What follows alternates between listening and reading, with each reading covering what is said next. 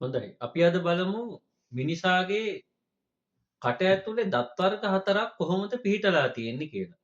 මේ කෘන්තක, රදනක, පුරස්චාරක, චාරක කියලා දත් වර්ග 4ක් දත් 32ක් ආකාරයට කොහොමද මුඛය තුල තියෙන්නේ කියලා අපි බලමු. අපි බලමු දැන් අපේ කට ඇතුලේ කොහොමද දත් පිහිටලා තියෙන්නේ කියලා.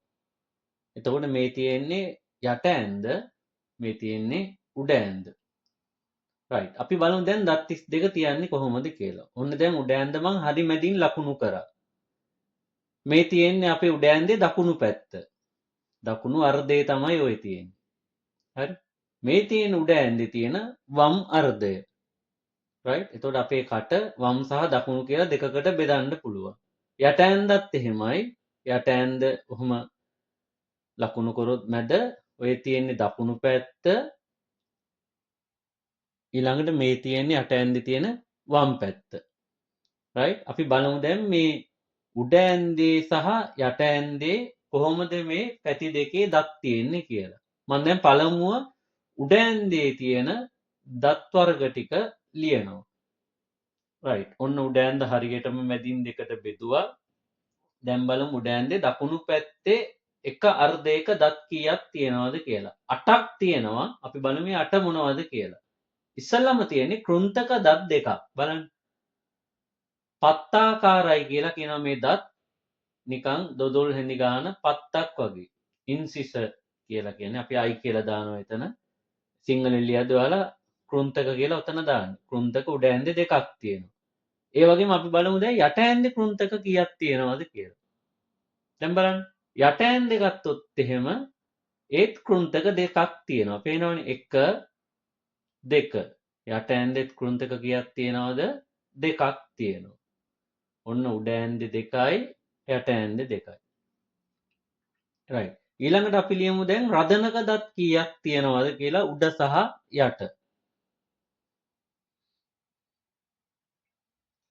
රදනක දතත් ටිකක් උල් හැඩයක් ගන්න. පේනවනේ. අන්න උල් හැඩති දතක්. ආහාර ඉරා ගන්න යොදා ගන්න. ඔන්න රදනක. රයිට්. අපි K9 කියලා කියනවා. එතකොට අපි C කියලා දානවා. උඩ ඇන්දේ රදනක 1යි තිබ්බේ. ඔන්න බලමු අපි දැන් යට ඇන්දේ රදනක කීයක් තියෙනවද කියලා. යට ඇන්දෙත් එක පැත්තක මේ බලන්න. උල් හැඩේ රදනක දත් 1යි තියෙන්නේ. රයිට්. අපි ඒ දත ලියනවා 1යි කියලා.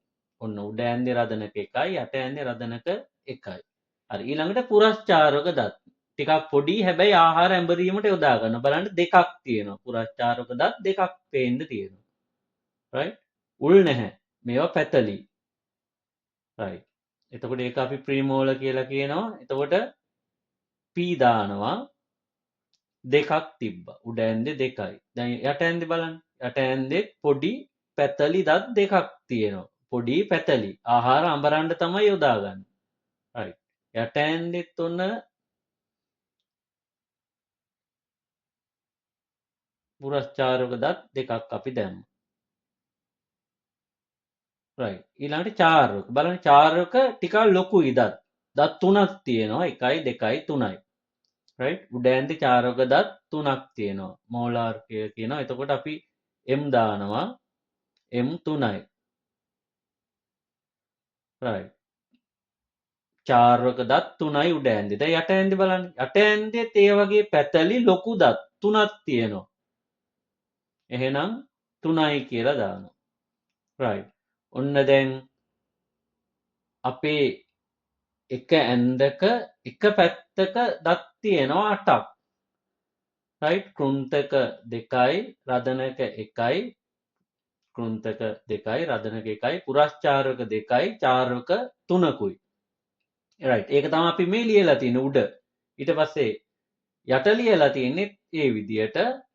ඔන්න එහෙනම් උඩ 8යි යට 8යි 16ක් තියෙනවා කටේ එක පැත්තක වම් හෝ දකුණු පැත්තේ. ඒ වගේ කටේ පැති දෙක ගත්තොත් 16 වරක් 2 32යි. දත් අපිට 32ක් ඔන්න ඔය ආකාරයට එනවා. මේවන් උඩ ඇන් දෙක පැත්තකයි යට ඇන් දෙක පැත්තකයි තමයි අපි ලිව්වේ. එතකොට 16ක් තියෙනවා. 16 දෙකෙන් වැඩි කරොත් කීයද? 32යි. මෙන්න මේ ආකාරයට තමයි අපේ දත් වර්ග 4 මුඛය තුල පිහිටලා තියෙන්නේ. මේක අපස උසස් පෙළ කරන ළමයිටත් ඒ වගේම අනිත් අයටත් ඉතාම වැදගත් වෙනවා.